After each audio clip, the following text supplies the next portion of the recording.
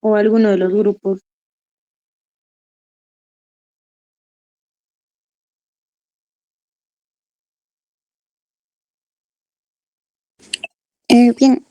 Bueno, doctora y compañeros, buenas tardes. En esta oportunidad vamos a exponer sobre la enfermedad de gota. Siguiente diapositiva, por favor. Como la definición, siguiente diapositiva, vamos a ver que la gota es una artritis inflamatoria cristalina causada por depósitos de cristales de urato monosódico, que va a ser el MSU, por sus siglas en inglés, y que se van a presentar en articulaciones, tejidos periarticulares y riñón. Siguiente diapositiva, por favor. Bueno, como característica, esta va a presentar una hiperuricemia sostenida que produce, que usualmente va a estar en valores mayores a 6,8 miligramos por decilitro, que produce saturación tisular de urato y precipitación de los cristales. Es importante también saber que la presencia de hiperuricemia no equivale necesariamente a la enfermedad clínica de la gota, y es uno de los procesos reumatológicos cristalinos más comunes, y aunque este va a ser controlable, este sigue con una brecha de manejo. Siguiente diapositiva, por favor. En tanto a la etiología, vamos a saber que por su mayoría, en un 73%, esta se va a deber a factores genéticos. También vamos a ver que la hiperuricemia se produce por exceso de la producción de urato o por menor excreción renal o intestinal. En la tabla de lado podemos ver causas de hiperuricemia, lo vamos a dividir en dos grupos: por disminución de la excreción renal de uratos, que se puede deber por una hiperuricemia primaria, por medicamentos de causa renal, metabólicas y endocrinas, o por misceláneas, o por un incremento de la producción de uratos, que va a ser por la hiperuricemia primaria, nutricional, hematológicos, por causas medicamentosas o por misceláneas también. En tanto a los factores que predisponen a esta enfermedad, vamos a tener a la obesidad, el síndrome metabólico, la hipertensión, en la enfermedad renal crónica, diuréticos, consumo de alcohol, dieta rica en purinas. Y también podemos tener factores desencadenantes de crisis, como son los cambios rápidos de niveles de urato, un trauma articular, cirugía, deshidratación, consumo excesivo de alcohol, ingesta de alimentos ricos en purinas. Siguiente diapositiva, por favor. En tanto a la fisiopatología, en tanto a la precipitación de urato monosódico, su formación intraarticular no va a estar del todo clara. Sin embargo, vamos a ver que se precipitan cristales de urato monosódico en articulaciones, tendones, tejido subcutáneo y riñones, como ya lo había mencionado, y la localización de este, por ejemplo, de forma distal. Por ejemplo, algo que podemos ver es en la zona metatarsofalágica. Esta se va a explicar más que nada por temperaturas más bajas y un pH menor local que favorece a la precipitación. Vamos a ver que los cristales actúan como activadores del sistema inmunitario innato, activando lo que va a ser la activación del inflammasoma NLRP3, produciendo que generando mayor producción de interleuquina 1 beta, neutrófilos, mediadores inflamatorios, lo que va a generar un brote agudo.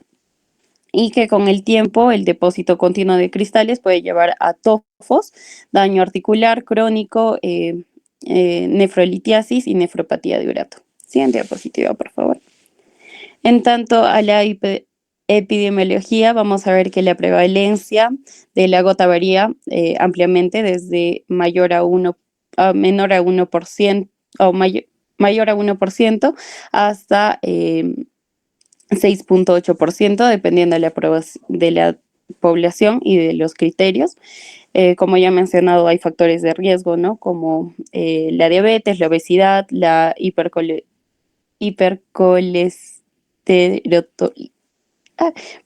hipercolesterolemia, la inflamación persistente y la hipertrigliceridemia.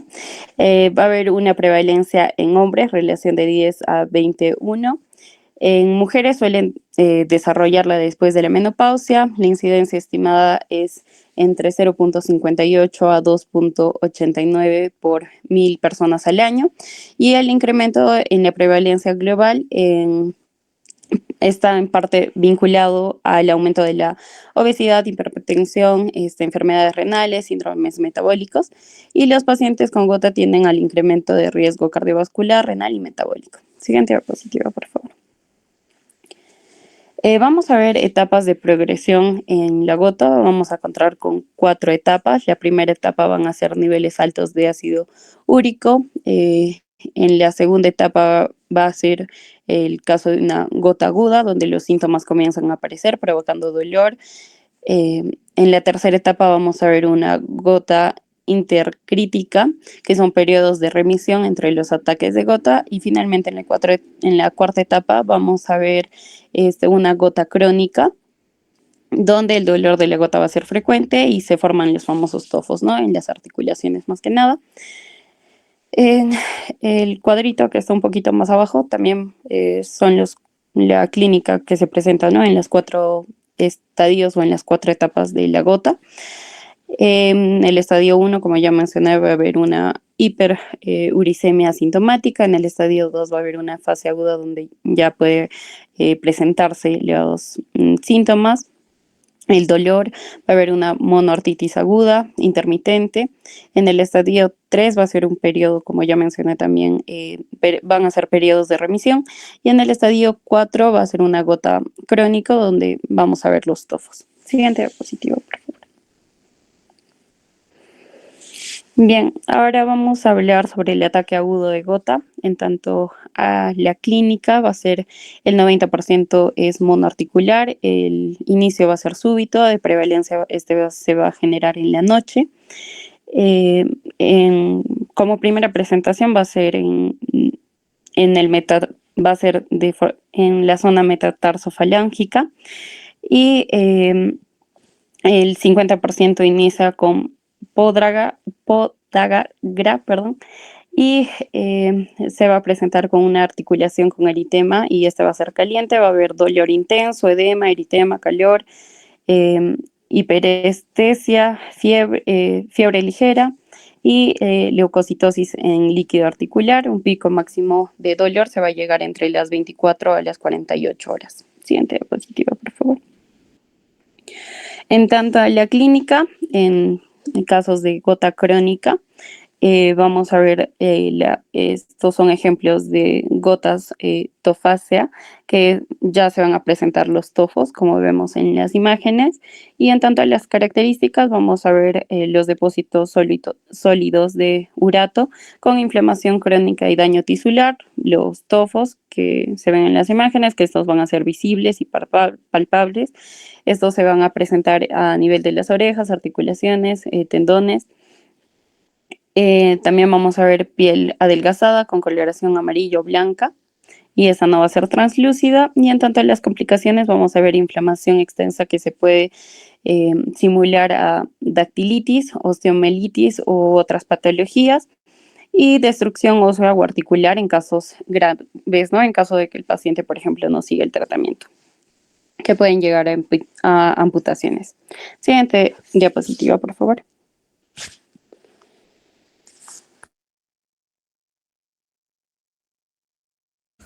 Bueno, siguiendo con el diagnóstico, tenemos que sospechar esta enfermedad en lo que son estos pacientes con dolores agudos en articulaciones, ¿no? Tenemos que hacer una buena historia clínica y una buena exploración física de estas articulaciones. Como mencionó mi compañera, la podagra va a ser va a ser este ataque agudo del dolor y hinchazón en una articulación. Generalmente va a ser esta en la articulación metatarsofalágica del primer dedo del pie, aunque hay algunos pacientes que también debutan con esta clínica, pero ya también en las articulaciones de la rodilla o de la cadera, en los que hay que hacer una artrocentesis y analizar el líquido sinovial. Ahora, los factores precipitantes de esta enfermedad, pues principalmente se va a dar una hiperuricemia El 90% de estos se va a dar por una excreción urinaria insuficiente y el 10% por un incremento en la producción. También hay medicamentos precipitantes de la gota, también el alcoholismo crónico es muy importante, algunas infecciones y alteraciones en el metabolismo como una acidosis láctica, por ejemplo, el uso de contrastes intravenosos y variaciones bruscas de la uricemia, como en exceso de ingesta o al comienzo de tratamientos de esta. En lo analítico, en el examen de sangre, el ácido úrico debe ser mayor al 6.8 miligramos por decilitro, ya que a partir de este valor, el ácido úrico ya no va a ser tan, bueno, va a ser más espeso en lo que es la sangre y se van a empezar a formar estos uratos. También podemos ver lo que son en el laboratorio los reactantes de fase aguda, como la PCR, y también podemos ver aumento de leucocitos. Lo que va a ser más característico de esto va a ser la hiperuricemia, que va a ser pacientes con gota aguda y va a ser el 100% positivo en pacientes con gota tofácea no tratada. Podemos pedir también imágenes radiológicas, como una radiografía simple. Aquí vamos a ver las erosiones en sacabocados, podemos ver los tofos calcificados o los quistes subcondrales. Estas erosiones en sacabocados aquí podemos ver. Se van a conocer como el signo de la mordedura de la rata y van a ser características de esta enfermedad, ¿no? También en una ecografía del músculo esquelético podemos ver lo que es el signo del doble, que se va a dar más que nada por los depósitos de estos cristales de urato monosódico en la superficie del cartílago articular. Entonces, para los criterios diagnósticos que nos da el Colegio Americano de Reumatología, se debe cumplir mayor o igual a uno de los siguientes criterios. Nos da 3. El criterio A es la presencia de cristales de urato monosódico en el líquido articular. Este va a ser el gol de estándar y va a ser solamente de este, si sale positivo, ya tenemos el diagnóstico. Otro criterio que nos da el colegio es la evidencia de tofos que contienen cristales de urato que podemos ver mediante su análisis químico o mediante microscopía de luz. Y el criterio C son 6 o más de las características tanto clínicas, laboratoriales o radiológicas de las siguientes.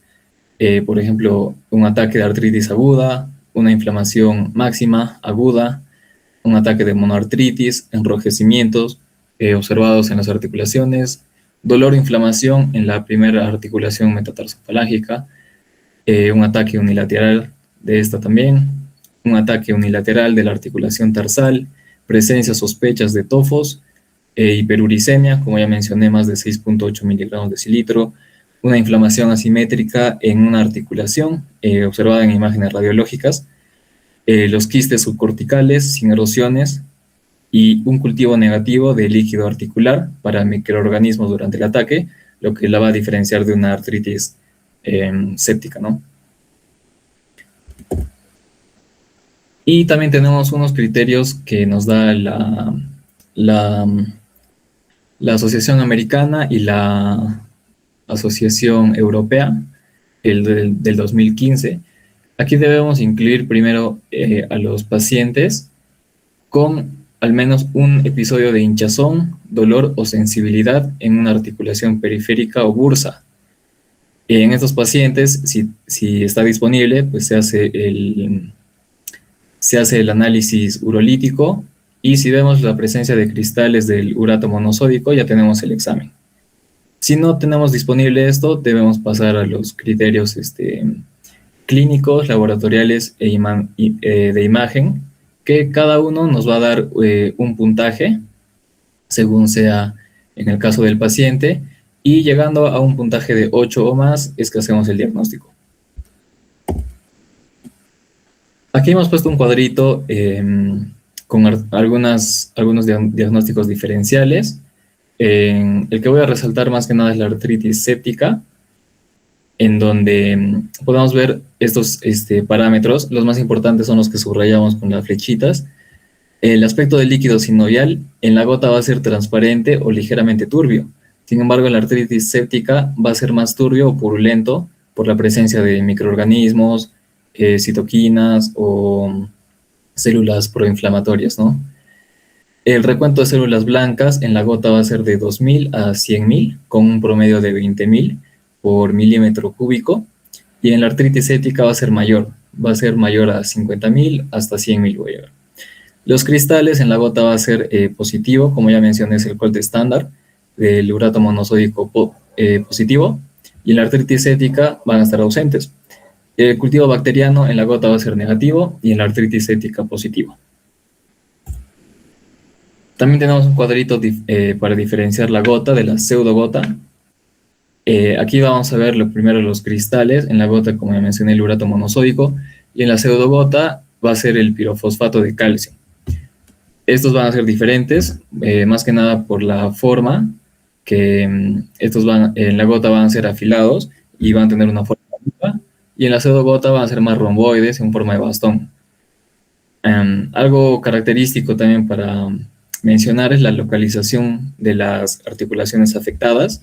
En la gota, como ya mencioné, va a ser en el dedo gordo del pie, ¿no? En la articulación metatarsofalángica, pero también algunos pacientes debutan con afectaciones en tobillos o rodillas. Sin embargo, en la pseudogota, más que nada se va a ver afectaciones en rodillas, también en las muñecas, en los codos y en los hombros. En la composición química de la gota, como hemos visto en la fisiopatología, van a ser depósitos de ácido úrico, y en cambio en la pseudogota se va a dar solo el pirofosfato de calcio dihidratado. Ahora, en lo que es la epidemiología para diferenciar estas dos enfermedades, la gota se va a dar más frecuentemente en hombres mayores de 40 años y mujeres posmenopáusicas. En cambio, la pseudogota va a ser más, va a tener una frecuencia similar tanto en hombres como en mujeres, pero va a ser más común después de los 60 años. El tratamiento, primero vamos a ver lo que son medidas como el reposo y medios físicos como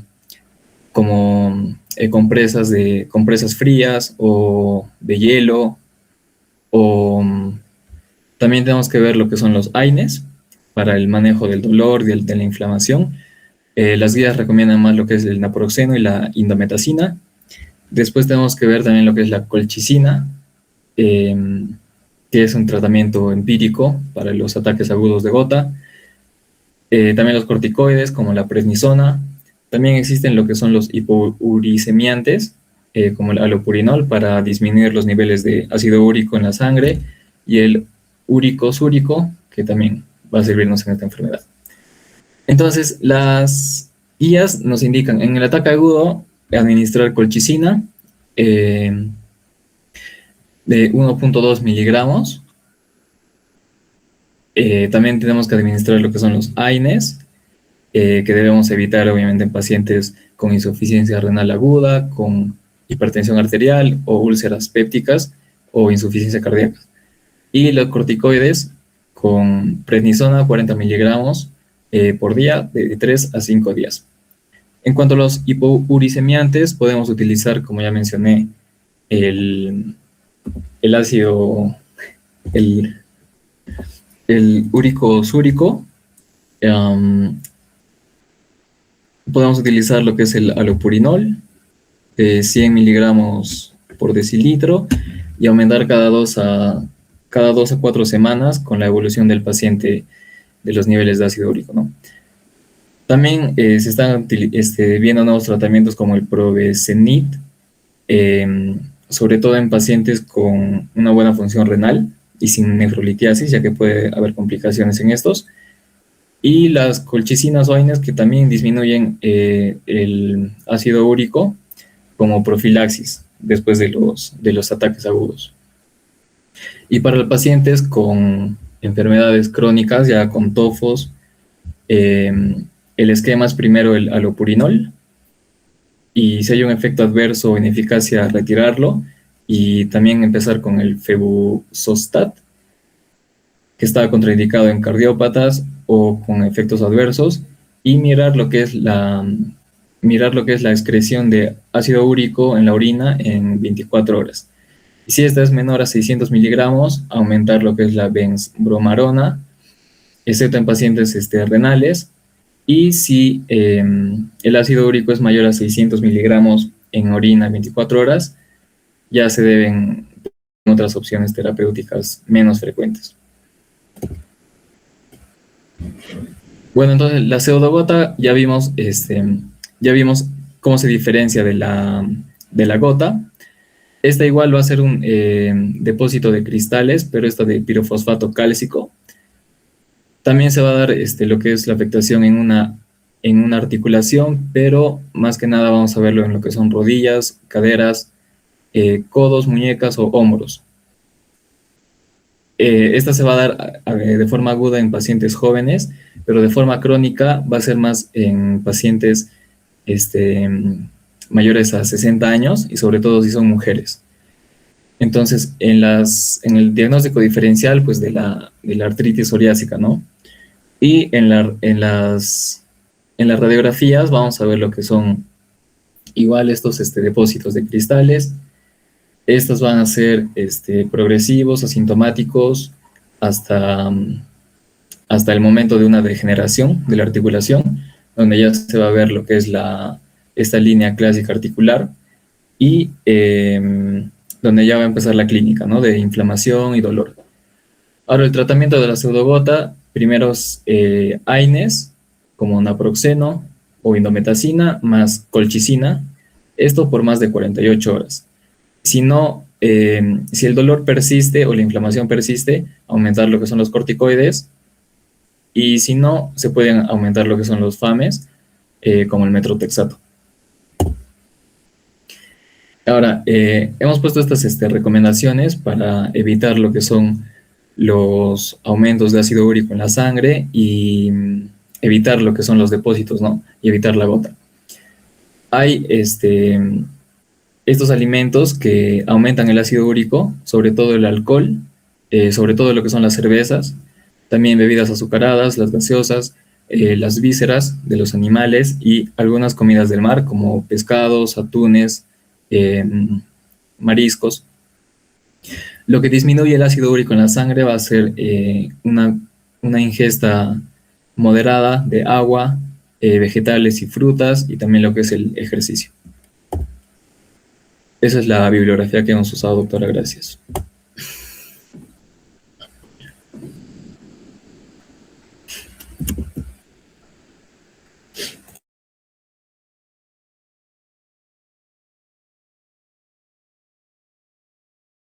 Jennifer, compañeros que debían exponer artritis enteropática.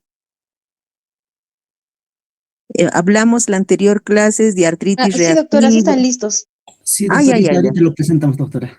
Ya, está bien, está bien. Yo pensé que se pasaron ya. Entonces, No. hoy día hacemos artritis enteropática. Gota. Perdón, Se le está escuchando un poco entrecortado, doctor. lo que yo quiero decirles es que en el grupo de las artritis no reactivas está la espondilitis anquilosante, la artritis reactiva, la artritis psoriásica y la artritis enteropática, así para que ustedes no se confundan. Y después ya vienen las artritis por cristales. En este caso están la artritis gotosa, y luego vamos a ver las enfermedades por cristales de calcio. Ahí terminamos con esas dos patologías de artritis por cristales, y luego vamos a ver fibromialgia. Después de fibromialgia vamos a ver si damos el examen o avanzamos osteoporosis y osteoartritis para dar el segundo examen, y valoramos para dar el tercer examen si damos o qué hacemos, ¿ya? porque en la tercera etapa está justamente lo que vuestro compañero ahora expone en artritis gotosa, la diferencia con artritis séptica. Ahí vamos a ver cuál priorizamos, porque después viene también artritis virales y otro tipo de artritis, ¿no? Entonces, ahora van a exponer vuestros compañeros de artritis enteropática. Y ahí yo les voy a hacer para hacer la diferencia con la artritis que hemos visto anteriormente entre la anquilosante, la reactiva, la psoriásica y la enteropática, para que ustedes vean cuál es la diferencia, ¿sí? Ya empezamos de una vez para que yo pueda aglomerar o algún dato más. Por favor, gracias. Buenos días, doctora. Buenos días, compañeros. Hoy día vamos a exponer lo que va a ser el tema de la artritis enteropática, un tema fundamental dentro de lo que va a ser la reumatología, que va a conectar la salud intestinal con la articular. Para empezar, vamos a definir la artritis enteropática como una espondiloartropatía seronegativa asociada a enfermedades inflamatorias del intestino, ¿no? Ahora, principalmente a la enfermedad de Crohn y a la colitis ulcerosa. Va a ser importante destacar que el compromiso articular puede ser axial, dígase columna y sacroiliacas o periférico. Un punto clave aquí es que la artritis puede aparecer antes, al mismo tiempo o después del diagnóstico de la enfermedad intestinal. Además, aunque es más frecuente en Crohn, requiere siempre un manejo multidisciplinario entre reumatología y gastroenterología. Siguiente diapositiva. En cuanto a lo que es la epidemiología, las estadísticas nos muestran que la artritis afecta entre un 6% y el 46% de los pacientes con enfermedad intestinal, ¿no? Mientras que la espondilitis se presenta en el 1 al 26%. Un dato muy interesante es que hasta 2/3 de los pacientes con espondilitis anquilosante van a presentar inflamación intestinal subclínica, lo que va a reforzar esta conexión íntima entre el intestino y las articulaciones. Siguiente diapositiva. ¿Cómo ocurre esto? El proceso principal es la alteración de la barrera intestinal. Cuando esta barrera pierde su integridad por factores genéticos o ambientales, va a permitir la translocación de patógenos y elementos microbianos a la sangre. Esto activa el sistema inmune y mediante un mecanismo de mimetismo molecular, dígase, ¿no? Especialmente relacionado con lo que va a ser el HLA-B27, el cuerpo va a atacar sus propias articulaciones. Aquí van a jugar un rol vital las integrinas alfa 4 y beta 7, que dirigen el tráfico de células inmunitarias hacia el tejido articular. Siguiente diapositiva. Pasando a las manifestaciones clínicas, la artritis periférica se divide en dos tipos. La tipo 1, la cual es aguda y pausiarticular. Dígase, afecta pocas articulaciones, siendo más común en la rodilla. Lo más relevante es que sus brotes suelen coincidir con la actividad de la enfermedad intestinal. Mientras que por el otro lado tenemos la tipo 2, que es poliarticular y afecta especialmente a las articulaciones metacarpofalángicas. A diferencia del tipo 1, sus síntomas suelen ser independientes de la actividad intestinal y pueden persistir por meses. En ambos casos, la artritis no suele ser erosiva. Siguiente diapositiva. También podemos encontrar compromiso axial caracterizado por un dolor lumbar inflamatorio que típicamente se alivia con el ejercicio y presenta rigidez matutina. En la exploración física podemos notar una limitación en la flexión de la columna. Además, no olvidemos las manifestaciones extraarticulares como la enteritis, dígase, la inflamación donde los tendones se unen al hueso, ¿no? Y la fascitis plantar y la dactilitis, conocida comúnmente como dedo en salchicha. Siguiente diapositiva. Finalmente, para concluir mi parte, hablaremos del diagnóstico por apoyo. En el laboratorio solemos encontrar anemia crónica y elevación de reactantes como la BSG y la PCR, que reflejan la inflamación. Es importante notar que el factor reumatoide es negativo y el HLA-B27 está presente entre el 50 al 75% de los casos con compromiso axial. En los hallazgos radiográficos veremos que el axial va a tener signos típicos de sacroileitis o espondilitis anquilosante, mientras que en el periférico lo más común es ver inflamación de tejidos blandos y osteoporosis yuxtaarticular, pero sin erosiones ni destrucción ósea. Incluso la resonancia magnética puede detectar cambios inflamatorios antes de que aparezca el dolor clínico. Siguiente diapositiva.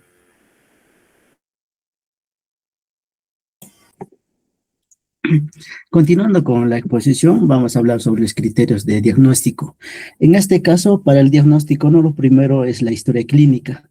En este caso, debemos investigar si el paciente tiene enfermedad inflamatoria intestinal, ya sea colitis ulcerosa o una enfermedad de Crohn. Y además se presentan, ¿no?, síntomas articulares. En este caso tenemos que ver si afecta articulaciones periféricas y se pueden ver, ¿no?, hinchazones visibles, especialmente en mano o pie. Y dentro de características clínicas, en este caso, debe verse, ¿no?, la periférica, que compromete articulaciones de brazos y piernas, mientras que el axial afecta, ¿no?, la columna vertebral. La distribución no suele ser asimétrica y puede no comprometer articulaciones grandes o pequeñas. En cuanto al curso, no, la artritis periférica mejora la enfermedad inflamatoria intestinal, mientras que la artritis axial no es necesariamente sigue la actividad intestinal, ¿no? Y con respecto a los exámenes complementarios, en este caso los exámenes complementarios se consideran, ¿no?, unas pruebas de laboratorio y también de imágenes. Los reactantes de esta fase aguda nos reflejan la actividad inflamatoria intestinal, aunque no siempre permiten, ¿no?, valorar bien la artritis periférica o la espondilitis. La PCR, ¿no?, en este caso puede elevarse en la artritis axial, y el HLA-B27 puede estar presente en el 50-75% de algunos pacientes, sobre todo, ¿no?, con afectación axial. Y dentro del líquido sinovial suele mostrar, ¿no?, una inflamación moderada.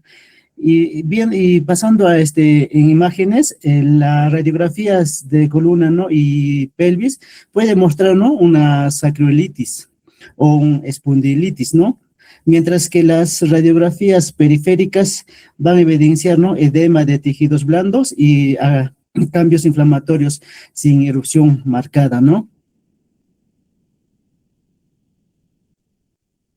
Con respecto al diagnóstico diferencial, en este caso, el diagnóstico diferencial incluye, ¿no?, varias enfermedades.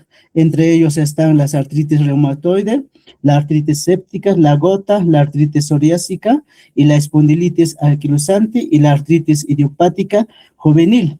Estos son importantes porque muchas comparten el dolor, la inflamación o la limitación funcional, pero tiene distintas causas y también la evolución y tratamiento.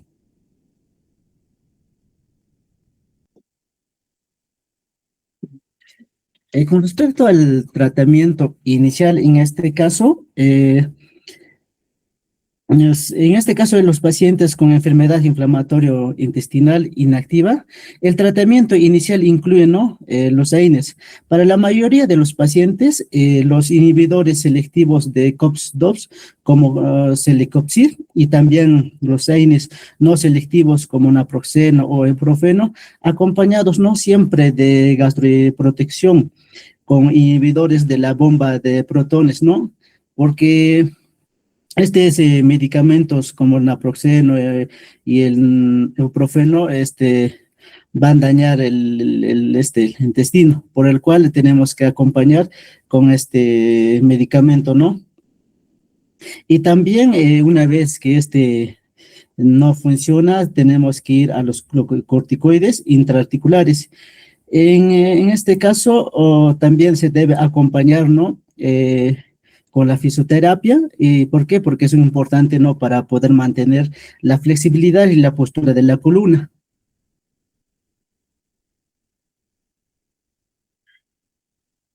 Y con respecto al tratamiento de la enfermedad persistente o refractaria, en este caso, cuando la enfermedad es persistente o refractaria, se plantean fármacos modificadores de la enfermedad para la artritis periférica, como sulfasalazina, metotrexato, azathioprina y el 6-mercaptopurina, ¿no? Además de glucocorticoides. Porque en la afectación axial, el uso de inhibidores de factor de necrosis tumoral, es decir, una terapia biológica, ¿no? Con anti-TNF, especialmente cuando no hay respuesta tras varios meses de tratamiento con los AINES, ¿no?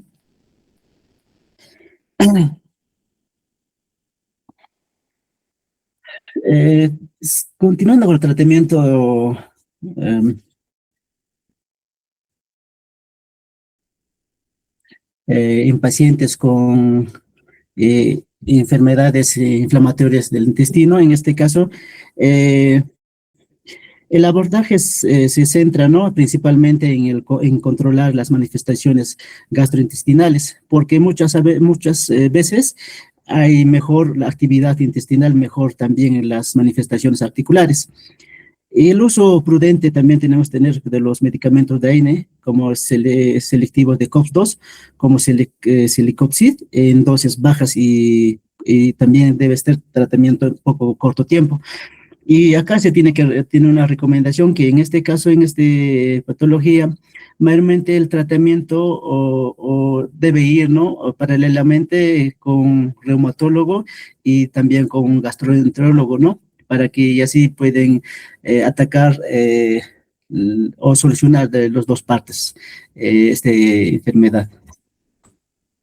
Eso sería todo, doctora. Esto es nuestra bibliografía.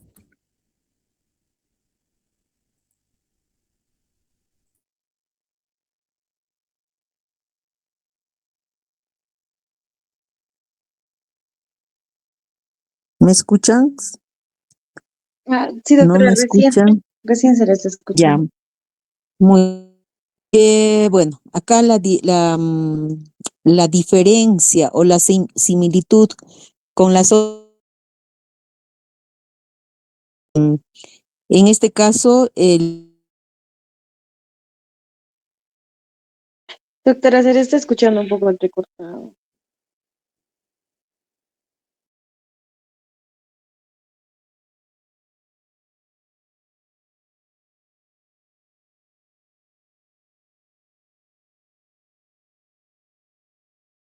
Doctora, no se le escucha. ¿se me escucha? Aló, Por aló, partes, aló, doctora, por partes. voy a conectarme de nuevo. Creo que la línea está mala. Voy a conectarme de nuevo.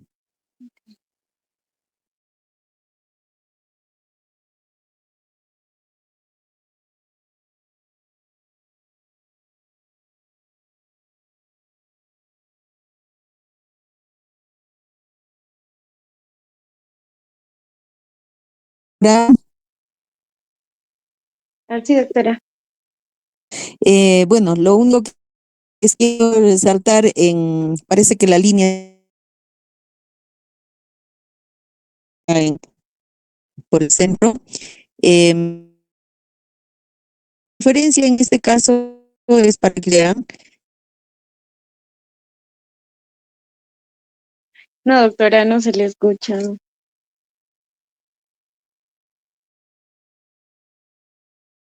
Nada. Oh, mira, qué lástima. Sí, Estoy con, sí, no puedo doctora, otra. se le escucha entrecortado. Mismo acá la exposición. No, no le escuchamos. Doctora, más bien le he escrito al WhatsApp. Ya, ya, a ver, voy a ver.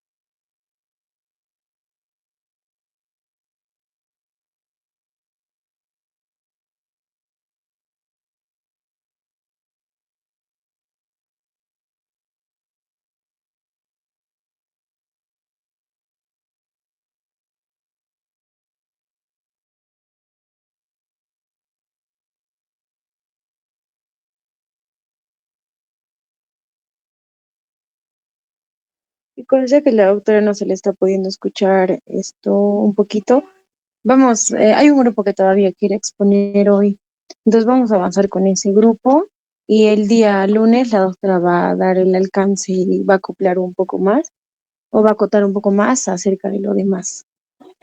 El grupo de cristaloides, cristales, por favor, presente.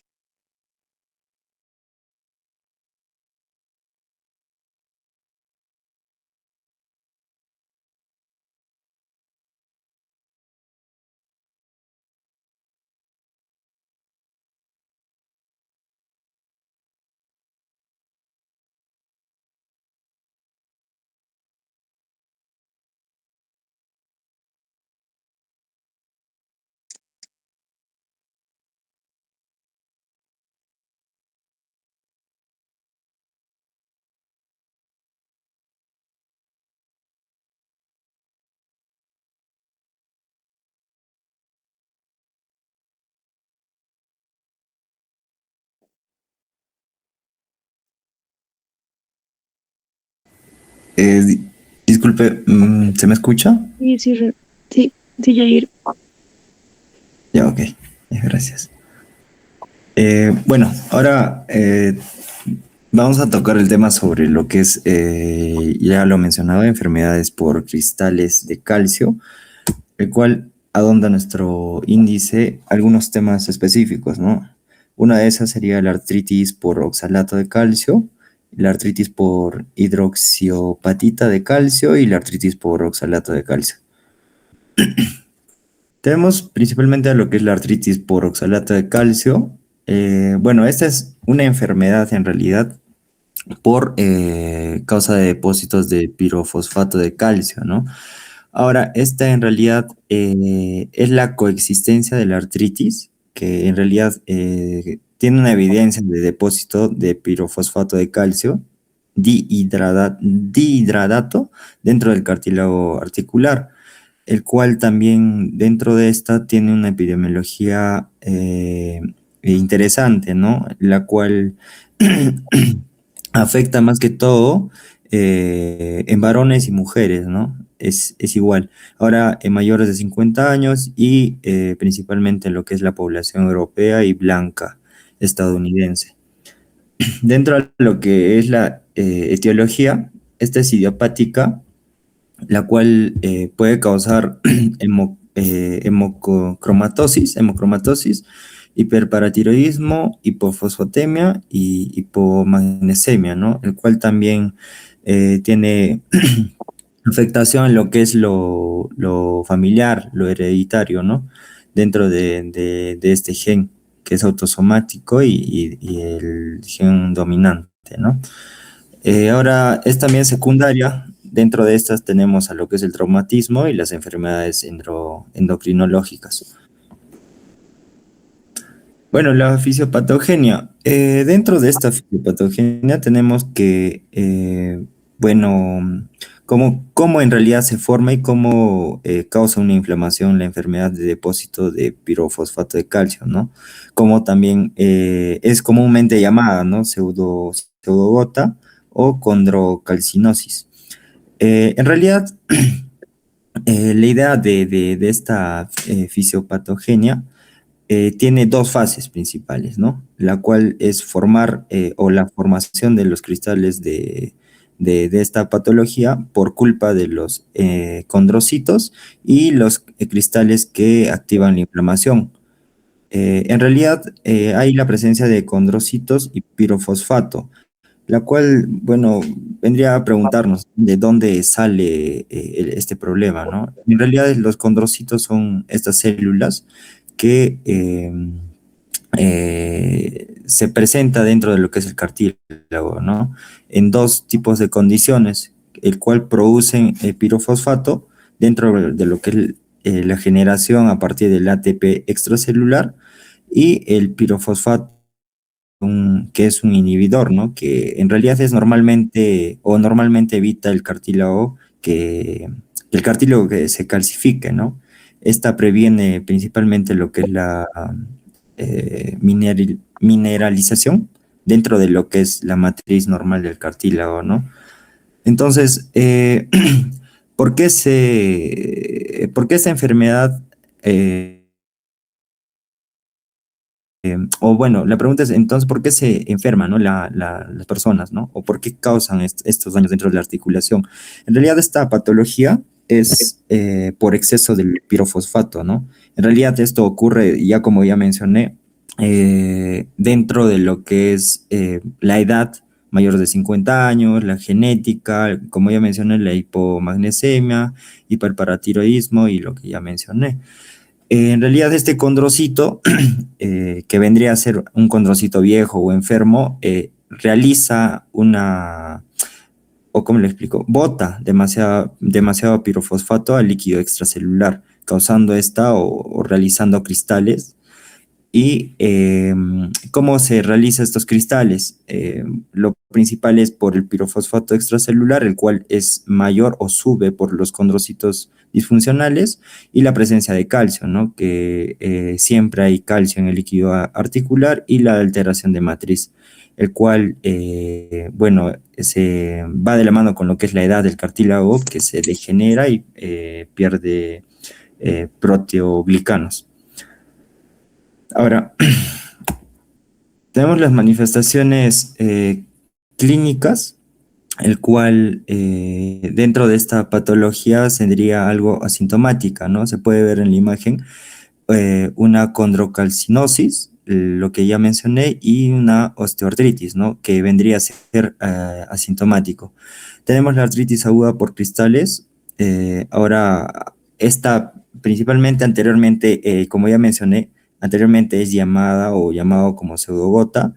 Esta presenta un dolor agudo, subagudo e intenso que se autolimita, ¿no? Esta también presenta hinchazón, eritema, calor, en algunas o la mayoría de las articulaciones, ¿no? Como el ataque agudo de gota, y hay presencia de lo que ya mencioné, el hinchazón, el eritema, el calor, dentro de lo que es la rodilla, ¿no? Un porcentaje mayor, que es de 50%, y en las articulaciones superiores, tanto lo que vendría a ser el hombro, codo y muñeca. Tenemos una diferencia dentro de lo que es la gota y dentro de la otra patología que causa pirofosfato de calcio agudo, el cual la gota menciona, ¿no? Que se presenta en lo que es la zona del metatarsofalange, y en la otra patología sería en la rodilla, y mayormente lo que es dentro de la gota, ya que se presenta en esta zona, la presencia de los síntomas, y lo demás es dentro de 1 o 2 semanas. Y la otra es más de 2 semanas o días, ¿no? Con una inflamación en miembros superiores. Bueno, acá también este tipo de artritis presenta una artritis que es la crónica, ¿no? Por cristales de pirofosfato de calcio. Esta artritis en realidad es pseudoreumatoide, ¿no? Presenta cierta sintomatología o presencia de hinchazón dolorosa, tanto como también dolorosa crónica o intermitente, dentro de lo que es principalmente las articulaciones, como se puede ver en la imagen, dentro de lo que es las articulaciones algo normal, y las artritis reumatoides, ¿no? Esta se presenta tanto, como ya mencioné, en miembros superiores o miembros inferiores, ¿no? Es similar a lo que ya mencioné también, la artritis reumatoide, con presencia de cierta rigidez, que presenta también fatiga, engrosamiento sinovial, el edema, que también se presenta en las articulaciones o miembros superiores o inferiores, y la inflamación, ¿no? Que también es articular. Esto bueno, varía dentro de lo que es el tiempo, ¿no? Según la bibliografía, varía entre algunos meses. Ahora, los episodios son autolimitados. Tenemos el diagnóstico. Dentro de lo que es el diagnóstico, vamos a tener en cuenta o llevarnos de la mano lo que es la clínica, más lo que es el estudio de lo que es el líquido sinovial, o también la evidencia radiográfica, ¿no? Estos son 3 pilares como fundamentales para poder diagnosticar esta patología. Dentro de lo que es el análisis de este líquido sinovial, se presenta, ¿no? articulación, dentro de lo que es la articulación afectada. Ahora, esta también presenta cristales de pirofosfato de calcio, el cual también tiene características, ¿no? ¿Cómo podríamos caracterizarlas? Por el tamaño, el cual son más pequeños, de 0.5 a 10 micrones, ¿no? Y con una forma, como se puede ver en la imagen, una forma de romboidales o en forma de varilla. Ahora también, para poder diagnosticar, tenemos las imágenes, sería radiográficas y una ecografía, ¿no? Dentro de lo que es la radiografía, podemos ver lo ya mencionado, que sería la condrocalcinosis. Esta calcificación se caracteriza dentro de lo que es el cartílago, ¿no? Afectando el cartílago principalmente. Hay cierta radiodensidad y, dentro de lo que es el cartílago articular y algunos depósitos, ¿no? Que se puede apreciar ahí en la imagen con un contorno irregular y tenue.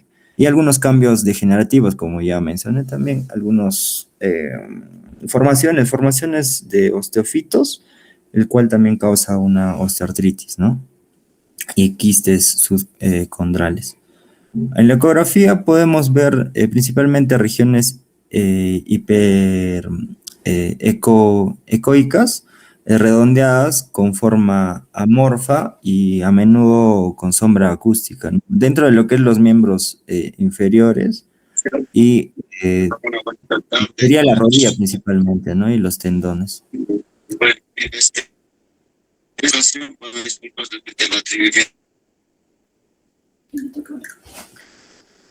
Tenemos el tratamiento que es dentro de lo que es la pseudogota.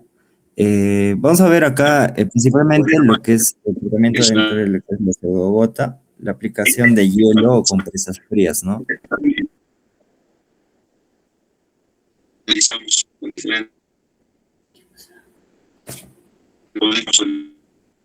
Doctorita, creo que su audio está prendido. Bueno, el tratamiento dentro de lo que es la pseudogota, tenemos el reposo de la zona afectada durante 48 a 72 horas y el uso de algunos analgésicos, ¿no? Como también antiinflamatorios o el uso de AINES. Vamos a diferenciar dentro de lo que es la terapia inflamatoria, principalmente algunos, como el glucocorticoides, el uso de glucocorticoides intraarticulares, está principalmente más de una a dos articulaciones afectadas, ¿no?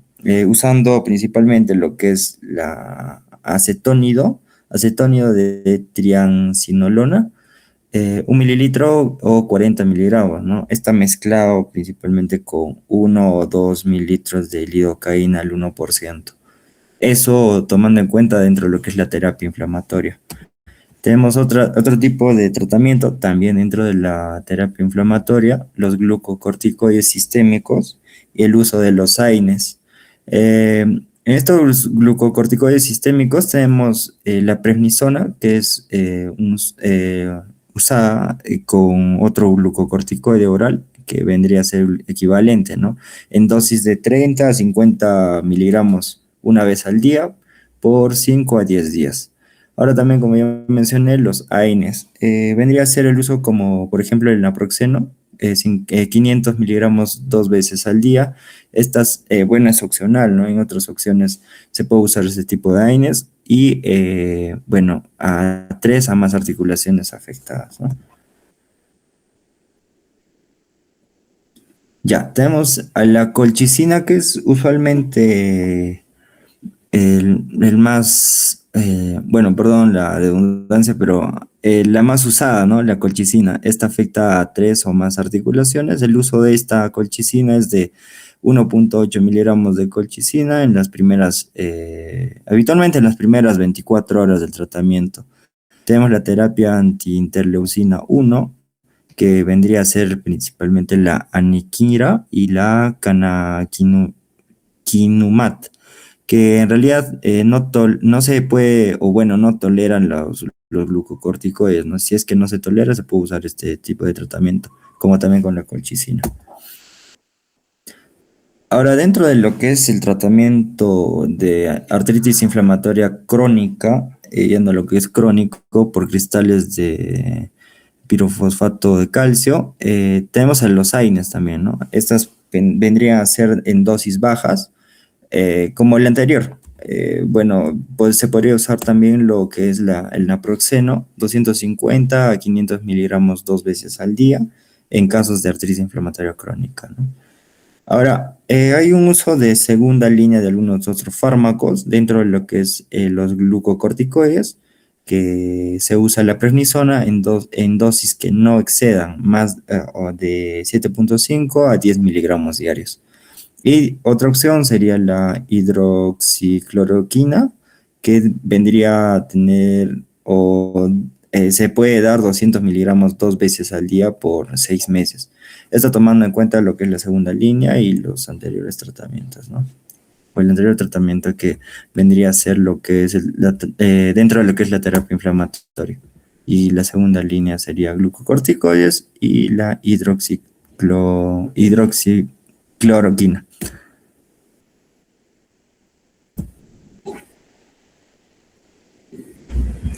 Ahora vamos a pasar a hablar acerca de los cristales de hidroxiapatita. Siguiente, por favor. Bueno, esta es la enfermedad por depósitos de hidroxiapatita. Va a ser una afección compleja que se va a caracterizar por la acumulación de cristales de la hidroxiapatita en los tejidos blandos, lo que va a provocar inflamación y molestia.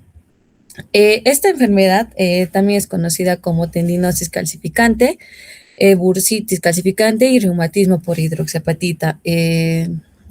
Esta enfermedad suele ser asintomática y autolimitada, pero cuando se va a asociar a un proceso inflamatorio o cuando va a presentar en localizaciones inusuales, puede simular como un traumatismo o una neoplasia, y esto va a generar un diagnóstico erróneo, ¿no?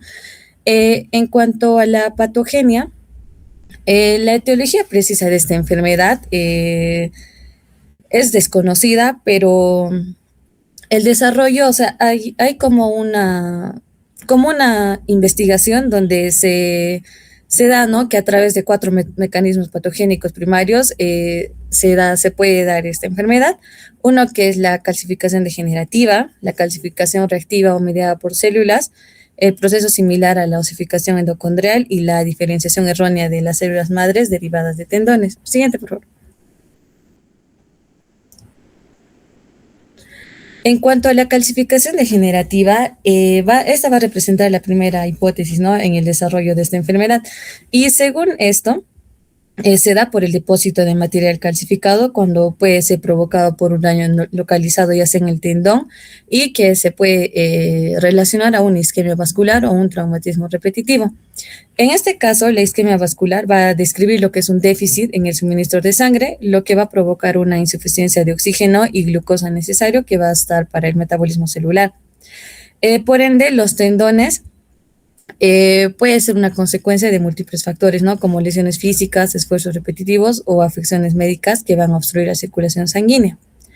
En cuanto a la calcificación reactiva mediada por células, esta es la segunda teoría, que sugiere que los condrocitos o las células que mantienen la matriz cartilaginosa van a mediar la deposición de calcio. Entonces, los condrocitos que van a estar en el cartílago van a sintetizar y van a mantener la matriz cartilaginosa, que va a ser una red de proteínas y moléculas que va a proporcionar estructura y soporte al tejido. Entonces, en la enfermedad, estos condrocitos pueden contribuir a la deposición de calcio y potencialmente en respuesta a una lesión o una inflamación. En cuanto al tercer proceso, que es el proceso similar a la osificación endocondrial, en este caso se cree, ¿no?, que la osificación endocondrial va a ser un proceso corporal fundamental que va a ser responsable de la formación de huesos largos y el crecimiento natural. Entonces, en la enfermedad, este proceso se va a desviar patológicamente, lo que resulta en una deposición anormal de calcio dentro de los tejidos blandos, en lugar de la transformación de estándar del cartílago en hueso, ¿no? Y por último, la diferenciación errónea de células madres derivadas de tendones. Este último mecanismo implica lo que es la diferenciación defectuosa de células madres derivadas del tendón en condrocitos u osteoblastos que van a depositar calcio. Entonces, en esta última teoría se postula que estas células, las células madres, van a derivar del tendón y se diferencian erróneamente en condrocitos u osteoblastos que van a depositar calcio. Siguiente. En cuanto a los factores de riesgo, existen, ¿no? Varios factores predisponentes que van a aumentar la probabilidad de la aparición de esta enfermedad por depósitos de dioxiapatita. Entonces, hay los factores metabólicos y genéticos que sugieren una etiología multifacética que va a estar relacionada a la enfermedad. Por ejemplo, tenemos lo que es la diabetes, que va a ser un factor de riesgo importante que va a estar asociada con esta enfermedad. También lo que es la alteración metabólica que va a estar inducida por esta, ¿no? También tenemos lo que es el trastorno de tiroides, trastorno del metabolismo de los estrógenos, y se cree, ¿no?, que la aparición de esta enfermedad está influenciada por la interacción entre los componentes metabólicos y los genéticos. Siguiente. Bueno, en cuanto a las manifestaciones clínicas, hay 3 etapas, que es la etapa precalcificante, que esta es una fase inicial que va a estar caracterizada por la perfusión deficiente e hipoxia focal resultante. Este es asintomático y normalmente no se va a ver en las radiografías. En cuanto a la etapa calcificada, esta va a estar caracterizada por la deposición de cristales de calcio y el paciente va a presentar un dolor agudo durante la fase, ¿no? Va a haber calcificaciones visibles, especialmente durante la fase de absorción. Y en la etapa postcalcificada va a ocurrir cuando el vacío de la fase reabsortiva de la etapa calcificante es reemplazada por tejido de granulación y tejido cicatricial. Siguiente. Bueno, en cuanto al diagnóstico diferencial, se tiene que distinguir, ¿no?, de otras condiciones que pueden parecerse clínicamente o en imágenes. Primero tenemos lo que es el proceso traumático infeccioso. Bueno, en estos casos va a haber dolor e inflamación, pero la enfermedad en fase aguda se va a caracterizar por la presencia de cristales de hidroxiapatita dentro de alrededor del tejido conectivo, lo que ayuda a diferenciarla. El segundo, que es la calcinosis tumoral, en este caso se va a observar calcificaciones más grandes, densas y lobuladas con apariencia, va a dar una apariencia nubes, ¿no? Y son depositados más extensos y estructurados. Y el tercero es el proceso neoplásico agresivo, ¿no? En estos casos se puede ver signos severos como erosiones óseas y reacciones periósticas. Además va a haber una masa de tejido blando, lo cual no va a ser típico, ¿no?, en la enfermedad, que va a tener una localización más característica y sin comportamiento agresivo. Siguiente.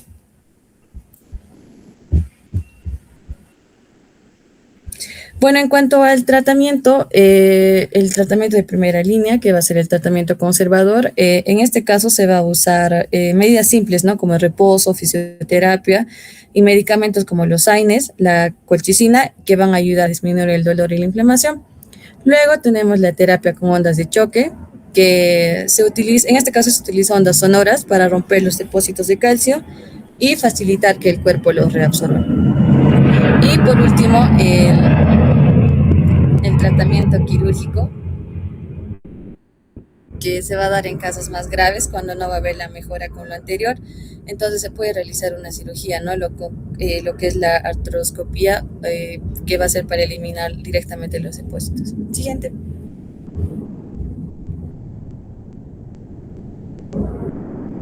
Ahora vamos a hablar acerca de la artropatía por oxalato. Siguiente. Esta va a ser es causada por la artritis, que va a ser el depósito de cristales de oxalato de calcio, que va a estar en el líquido sinovial. Esta afección suele presentarse en pacientes con hiperoxaluria primaria o secundaria. En cuanto a la etiopatogenia, esta enfermedad va a iniciar con una acumulación de oxalato en sangre, ya sea por la falla renal o la hiperoxaluria, ¿no? Y esto va a llevar a la formación de cristales de oxalato de calcio que se van a depositar en las articulaciones. Y finalmente estos cristales van a desencadenar lo que es la inflamación articular, que va a causar el dolor y el daño. Siguiente.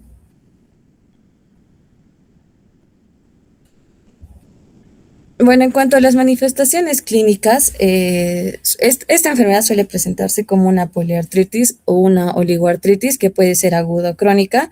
Generalmente va a ser de forma simétrica. En este caso, las articulaciones más afectadas son las metacarpofalángicas y las interfalángicas proximales, ¿no? Y pueden acompañarse de tenosinovitis.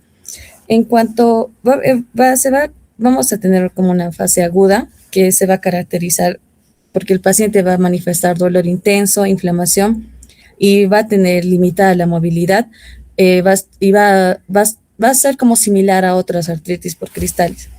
En cuanto a la fase subaguda, en este caso el dolor puede disminuir progresivamente, pero empieza a aparecer mayor deformidad articular.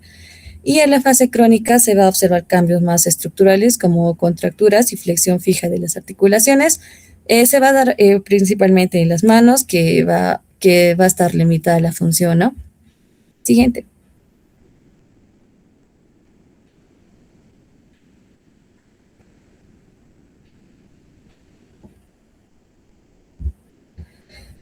Bueno, en cuanto al diagnóstico, la- este diagnóstico de la artritis por oxalato de calcio se basa en tres pilares, ¿no? Que va a ser el líquido sinovial, el laboratorio y imágenes.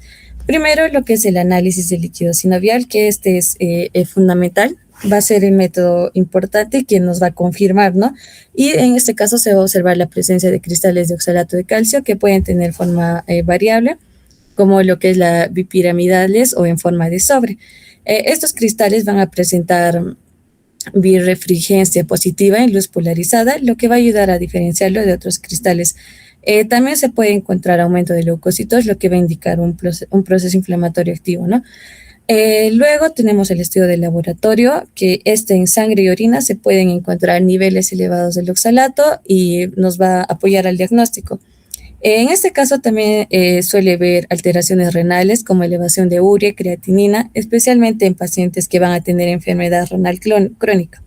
Y por último tenemos el estudio de imágenes, que en la radiografía se puede ver, ¿no?, las calcificaciones en tejidos blandos o periarticulares. La ecografía nos va a permitir identificar depósitos cristalinos con mayor sensibilidad. Siguiente.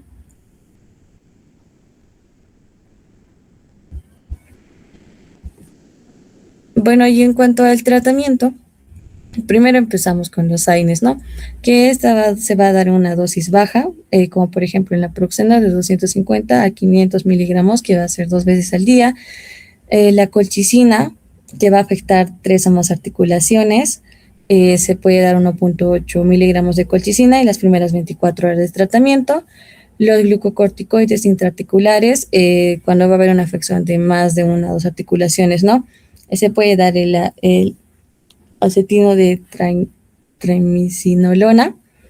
Y por último, los glucocorticoides sistémicos, ¿no? Que se va a dar cuando va a haber una afección de 3 o más articulaciones. Se puede usar la prednisona u otros glucocorticoides orales equivalentes, que va a ser en dosis de 30 a 50 miligramos y se va a dar una vez al día por 5 a 10 días. Siguiente. Eso sería todo. Gracias.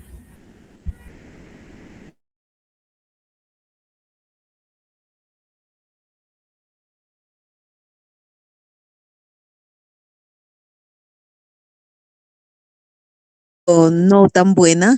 Lo hacemos el resumen en el día lunes y ahí hacemos los casos